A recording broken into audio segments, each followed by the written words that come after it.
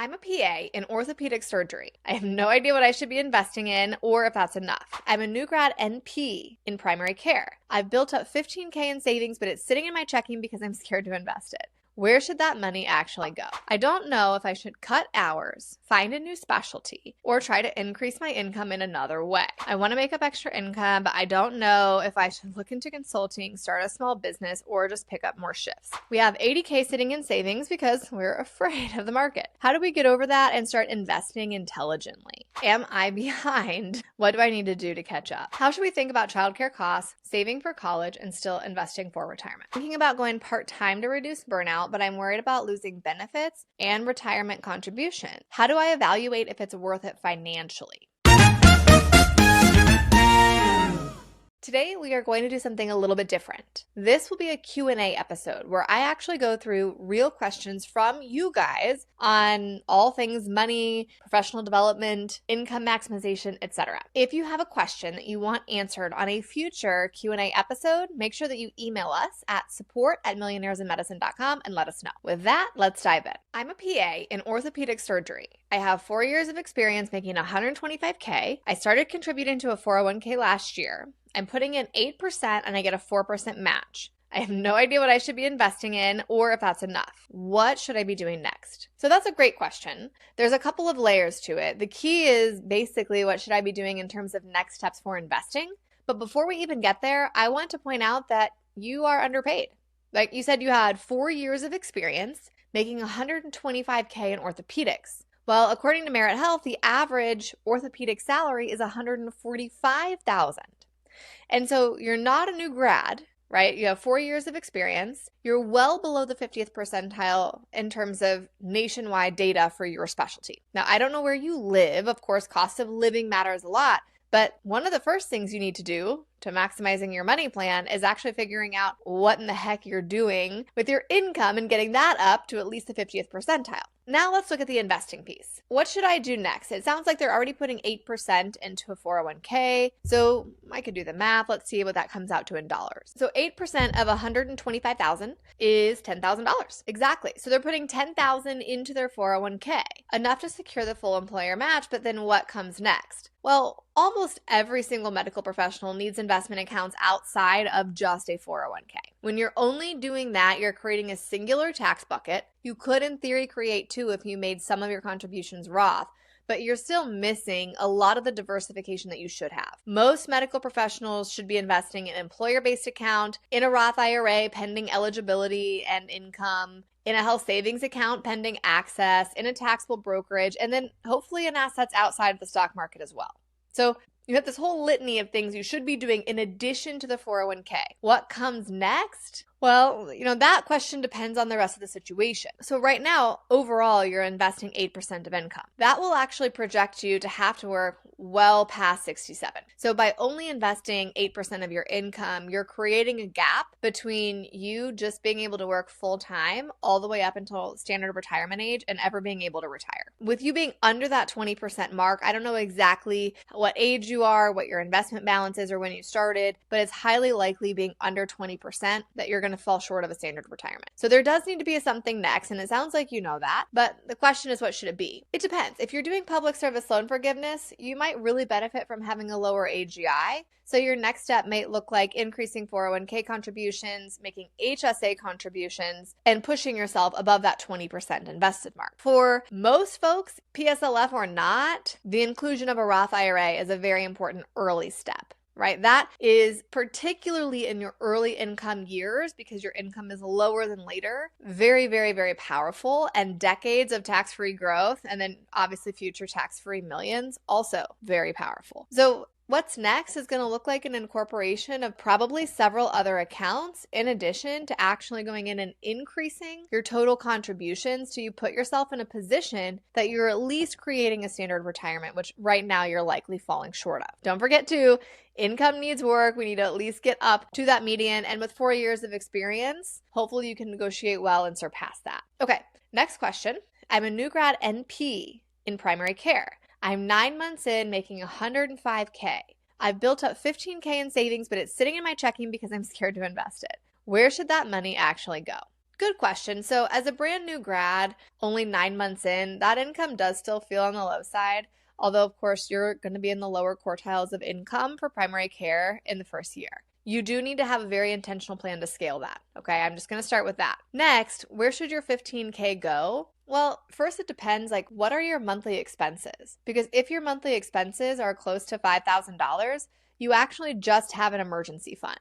And so you do need to invest, of course. Like, you can't get anywhere financially without investing. But that 15K that you have set aside, that might just be your emergency reserves because that would represent 3 months of expenses. Of course, it should land in a high yield savings account or a money market so that you can earn maximally for those dollars, but actually investing your emergency fund is typically a non-starter. Depends on what your actual monthly expenses are. If they're lower, like a little over 3,000, then 10,000 might be an appropriate emergency fund for you, and you can invest the 5,000 above that. And again, it's likely that a Roth IRA would be a good place to start. In this case, making $105,000, you know you're well below any type of income limit, but that's something to pay close attention to over time as you scale income, is making sure that you're well below the income limits for direct Roth IRA contribution limits, and that you don't need to do that backdoor Roth IRA and start paying attention to the pro rata rule and all that jazz. Let's see. Here's a good one. I'm a PA in emergency medicine, working 13 to 14 shifts a month. I'm making $135K, and I'm completely burned out. I don't know if I should cut hours, find a new specialty, or try to increase my income in another way. This is a good question. I think the answer depends on where you're at financially. If you have already achieved coast fire, meaning you've already invested enough to where your stock bond portfolio, if you never invested in it again, would grow to what you would need for standard retirement, which is, of course, multiple millions of dollars, right? Then you would be in a prime position to say, hey, I'm burnout, I'm going to half time, right? Or I'm going to be a 0.6 FTE and make a substantial reduction in hours. That is honestly the benefit of front loading an investment portfolio. So when you get to a position like this where you're like, hey, I'm tapped out, I love emergency medicine, but I can't work this many shifts anymore, it's affecting my mental health, you have the ability to just go, whoop, let me rein it in, let me reduce my hours. Now, this is tricky because if this person hasn't hit coast fire yet, then now we're in a situation where we need to mitigate the burnout, but still maximize earnings, right? Because we're not yet in a position where we can really lay the foot off the gas when it comes to asset building. So you could very easily switch specialties. Emergency medicine has one of the highest burnout rates across the board. And ironically, it's actually not in the top 5 typically in terms of specialties for highest compensation for PAs. So with that being the case, you could easily move. Now, emergency medicine is nice because it's such a broad base of what you have to know medically that it translates well into several other arenas. Trauma surgery, cardiothoracic surgery, critical care, those are 3 subspecialties that have overlap with emergency medicine, but also tend to be higher ranked in terms of compensation. And the average person in those fields, if you look at salary data by salary reports, tends to still be like right around 40 hours a week. Some jobs, of course, in those surgical subspecialty arenas have you putting in more hours, but not all. And so it may be very possible for you to transition yourself into a field that intrinsically pays a little bit more, because likely you've had exposure to procedures, to critically ill patients and things like that. That might translate okay for you. And then also be able to maybe work fewer hours, but not have to take a big pay cut. If you haven't yet hit coast fire, that's the approach I would take. Now, in terms of side hustles, you can do that, of course, but my first move is always, how do I earn the most money for the main gig? I love side hustles. It's not a bad thing, but it just adds extra work. And even though it can be really valuable and you can earn more per hour spent, it doesn't break the paradigm of trading time for money. And so the goal is to actually do things that break the paradigm of trading time for money. An example of this would be like you own and operate a short-term rental and then you use some service, whether it's like a VA or a full-blown property manager to offload some of the work itself. So now you have not passive income, right? Semi-passive income. That is breaking the paradigm of time for money. It's not just an hour for hour thing where like doing something like expert witness work, which you could easily do in the emergency medicine space, it pays better per hour, absolutely. but it doesn't necessarily break that chain because you still have to go like, let me do a couple hours of work. Here's my fee schedule. Now I get paid, right? So the side hustles can be helpful. They're not the pinnacle. The pinnacle is cash flowing assets. And I view side hustles just as another way to get there. So before you try to side hustle your way to a higher income, first focus on the main thing and then get your income as high as you can without burnout, then layer the side hustles on top of that. So don't feel bad that you're burnt out in emergency medicine. This is incredibly common, but it is fortunate, again, that those skill sets that you've built there, they do have a lot of overlap with higher paying arenas. Okay, let's see what we got. I'm a hospital pharmacist working 7 on, 7 off, and I feel like I'm wasting my off week. I want to make up extra income, but I don't know if I should look into consulting, start a small business, or just pick up more shifts. What do you recommend? That's a great question. The picking up shifts thing is, I always joke around like that's for the birds. I've done it a million trillion times. So I still rarely do it on occasion too. You just have to recognize that picking up shifts is a very short-term solution. You have to have a very succinct financial goal and then say, I'm going to pick up these number of shifts. The goal is met. And I'm done. Picking up extra shifts as a lifestyle is typically not a plan, right? Like we want an income plan that increases the amount you earn per hour and not just increases the amount of hours that you work. So this is a pharmacist. My question to you would be, do you have short-term money needs for which picking up shifts is a solution? Like, for example, use a short-term rental example again. You want to buy a short-term rental to create cash flow. You just need the down payment. Well, picking up shifts is a great solution to that. You work your shifts, you get the down payment, you stop working the shifts. Now you have the asset, you get the money from the asset instead of you just working extra, right? That's a beautiful flow and it's a great utilization of the extra shift move. But if that's not you, and your question is really like, how do I increase income over the long term or feel like I'm making the most out of my off weeks in the long term? Starting a side business is probably the better play with the recognition that it's hard, it takes work, and it's unlikely to be profitable out of the gate. So that's the longer play for income. You can start out and you might not make a ton, but you have this exponential potential, right? If you choose a business model that's scalable, and you have the potential to actually completely eclipse your income as a pharmacist over time. But that won't happen in the first 6 months. That won't happen probably in the first year. And so that's the longer term kind of path towards a higher income with more flexibility and freedom than having to be in the hospital. This is a hospital pharmacist, right? Having to be in the hospital during these hours. So I think you have to first ask, like, this has to be a means to an end. There has to be a destination. What's the destination? And then let that guide a little bit which way you should take it. Okay, here, I'm a pharmacist couple. We're both working. Combined income of $250K. We have $80K sitting in savings because we're afraid of the market.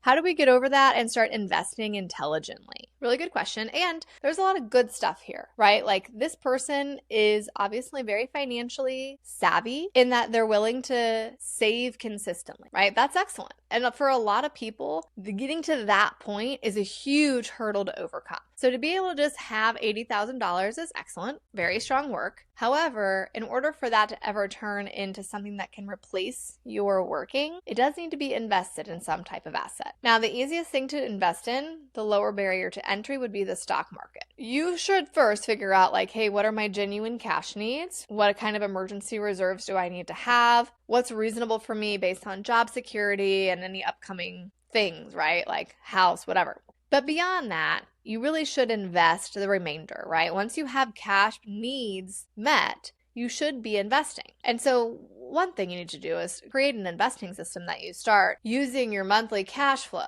every single month moving forward. That's the key to success, and that needs to be implemented and automated. But in terms of the allocation of the 80K, so you can take a lump sum of that and invest it in the stock market. And actually, data would say that that's preferable, is to actually lump sum invest this quote unquote windfall that you have received, even though it's just money that you've been saving.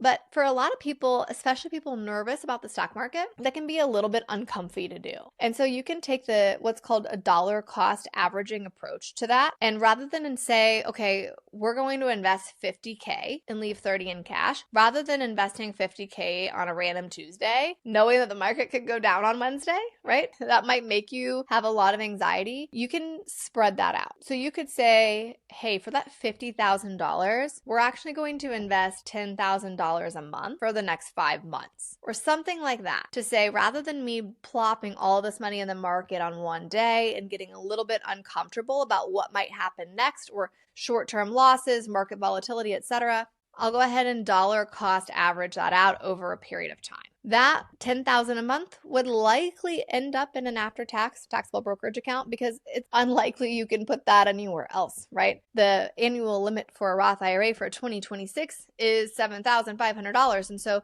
you're not going to be able to invest $10,000 a month into a Roth IRA. So that's likely into your brokerage account once you've ensured that all your tax advantage stuff is dialed in. Okay, next question. I'm a PA in my mid-30s. I'm making $130K and I only have $40K in retirement accounts. Am I behind? What do I need to do to catch up? So, excellent question. I don't know all of the information to know exactly if your projections from what you're doing now would land you at standard retirement, but to be approximately 35, you said mid-30s, so we'll go with that, earning $130K with $40,000 invested, I would guess you're contributing maybe $10,000 a year to investments, which would in fact make you well behind what you would need for a standard retirement of working full-time from now up until 67. That is likely going to generate for you 1.6 million-ish. And depending on if you're looking at inflation-adjusted expenses or a percent of annual income inflation adjusted out into your index retirement year, you're going to end up needing somewhere between like $4, $5, $6 million to be able to have a standard retirement, ignoring Social Security. And so that would create a really big gap between what you're doing now and what you need to be doing to create a standard retirement. And so what most people do in this situation is they'll try to increase their 401k contribution by a couple percentage points and kind of like hope for the best and push themselves in the direction of investing more. It's not wrong. I understand the behavioral science of why some people would suggest that that's the way to do things. I have found that the solution to this type of problem is a systems overhaul. It is a literal like from scratch, okay, what's my income system? What's my debt system? What's my investing system? And then figuring out first, what am I actually trying to create? Standard retirement, early post-fire, early full retirement, whatever. Run the math to get the gold number. Backtrack all the math to determine what do I need to be doing now? And then piece in the debt and the income plan so that it fits. And do a complete and total overhaul of everything. Set it all up and just like make the necessary adjustments in life to make it work. Because making these incremental changes, like, oh, I'm going to do 1% per year in my 401k or even 1% per quarter and trying to push those things up. Okay, I'm going to add a couple $100 to my Roth IRA. What you're doing is making minor adjustments to a epically failing system where you're a ship and you're just taking on water. It's like standing on the side with a little pail and just like plopping a little bit over the side, right? Like the ship is still sinking. And the longer that happens, math just says it's harder for me to overcome the delay. And so the longer that the system's bad, the bigger the gap becomes and the fewer years you have to fix it. So you compress the problem time horizon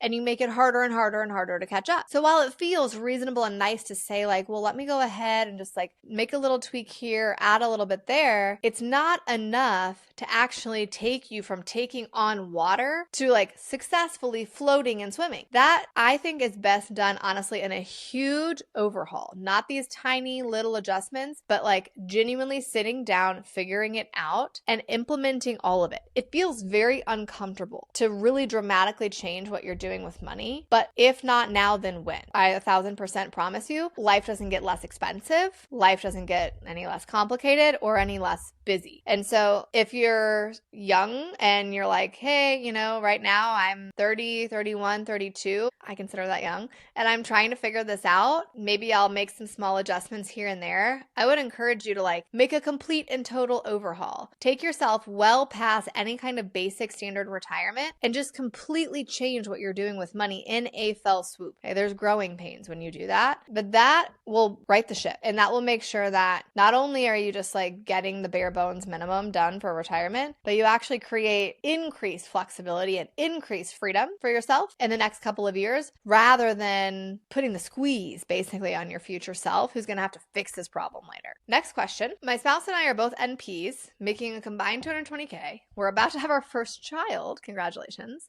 How should we think about childcare costs, saving for college, and still investing for retirement? Really great question. There's a lot of moving stuff that happens when you go to have a child for the first time, and it can be very overwhelming. So first things first, put the money aside, right? This is quite literally, as I say, from a mom of two littles, like the most joyful experience of your life. So just like soak that up a little bit, okay? Take the money a little bit out of it and just like soak up the life piece. Next, you really have to figure out the childcare costs on the front end as much as you can, like before the child arrives. Whether it's like, okay, during the pregnancy period or during the period where you're setting up for the adoption, whatever that looks like, before the child arrives, plan the childcare, because that is very expensive in some parts of the country, and it's probably an expense that will parallel your student loans or your mortgage or, reality, any of those things. And so the sooner that you know what that will look like, the sooner that you can figure that out. For some folks, that is necessary anyways, because childcare often has waiting lists and you have to get yourself on the waiting list no matter what. So you might as well figure out how much it costs. But then take it a step further.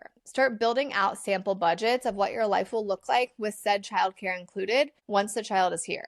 This will allow you to like go, oh, that like we really wanted to do a nanny thing, but actually if we do the nanny thing and we hire this person we're talking to, we're not going to be able to afford gas and groceries. And so then it puts it all in perspective before you make decisions so that you make sure the budget works before you sign on the dotted line. That's the childcare piece. In terms of how do we do college savings and then funding retirement always supersedes, always. There are student loans for your children. There are things like public service loan forgiveness, at least as of this moment, right? And all sorts of options available to them, grants, scholarships to get to school. There are no scholarships for feeding 85-year-old people who don't have money for food. And so it's of the utmost importance that you take care of your standard retirement first. Then you get the decision of going, do I want to put money into funding a child's education or creating an early retirement? There's so many options at that point. It's an art, not science decision, but you at least have to meet the minimum standard of funding your own retirement before putting any money in college savings accounts makes sense. And then beyond that, you have to ask yourself, is college the thing I want to fund? Because there are actually a lot of accounts you can use to invest for kids. You can do UTMAs, custodial Roth IRAs. You can open a taxable brokerage account in your name and earmark it for the child. You, of course, can do 529s. There is a whole litany of options. And so you have to kind of dig into, is college really what we're trying to fund? Are we trying to make a life fund for them? Is this for a down payment on a house? Is this for a wedding? Like, what is this for? Because if it's not specific to college, a 529 account might not be the right answer. So great thought. I love that you're planning ahead. Childcare costs first, work that into the budget, make sure that it actually works. And then start thinking about, okay, have we surpassed the earmark of standard retirement? And if we have, what are we funding? Is it college? Is it something else? And then that will dictate the account structures that you might use when choosing just how to invest for them. Okay, last question. I'm a PA thinking about going part-time to reduce burnout, but I'm worried about losing benefits and retirement contributions. How do I evaluate if it's worth it financially? Well, for one thing, I've done this, and you can first figure out total compensation pre and post. So do a full comp analysis. I have other content walking through how to do that, including all of the extraneous benefits, all of your profit sharing bonuses, retirement contributions, all of it. And then look at the same thing as option B, part-time, to see like, okay, realistically, what do I lose in total comp? It will be more, most likely, than just a standard, like if you're a 0.6 FTE, 60% of what you used to make, right? Because you will lose additional benefits outside of that. Now, a lot of times retirement contributions will just be prorated. And so they're not gone. They may just be reduced based on your new FTE or full-time equivalent. So you can look at, hey, what is the realistic opportunity cost of me losing that extra few percentage points into my 401k from my employer? What would that have become in the future? And am I in a position where I can sustain that loss from my portfolio, right? Again, if you've already achieved Coast Fire, this is a no-brainer. Who cares about the loss of retirement contribution? Because you don't need it. Your portfolio will do what it needs to do without it. And so if it's better for you, with your mental health, your life satisfaction, just do it. And like that stuff literally becomes irrelevant. But if you're still in a position where you really are behind from an investing standpoint, you need to actually play a little bit of catch up, then going part-time to reduce burnout might not be the answer. The answer might be changing into a different specialty or even a non-clinical role where you can work full-time, still maximize your income, but have better work-life balance. So you can run the numbers. Running the numbers is easy to say, I would lose a future $800,000 to my portfolio. Can I do without that? I will lose an extra $2,000 a month in income. Can I do without that? If the answer to those two questions is yes, then go for it. Again, if you've hit Coast Fire, it's a no-brainer. When I did this, I didn't even calculate any of that stuff because I had already surpassed Coast Fire. I honestly didn't care. I just knew what I wanted to do for myself and for my family. I had little kids and I was like, this is the move. I never even calculated the loss of income or the loss of retirement contributions because it was just whatever, right? It doesn't matter. If you're not there and you have not been aggressively investing and you haven't surpassed even basic retirement yet, try to get creative in your solution to the burnout problem. Don't assume that it has to just be part-time in your same job. The best part about being a PA is that there are so many jobs available to us, so many specialties available to us. Each one has different work-life satisfaction metrics. Even within the same specialty, some jobs have way better profiles than others, and there's non-clinical options. So there should be a lot of ways that you can remedy this problem that don't require you to just have a reduced income. All right, well, that's the last question I'm going to take today. I hope this has been valuable. If you have a question, send an email to support@millionairesinmedicine.com, and we will see if it goes on the next podcast episode. Talk to you soon.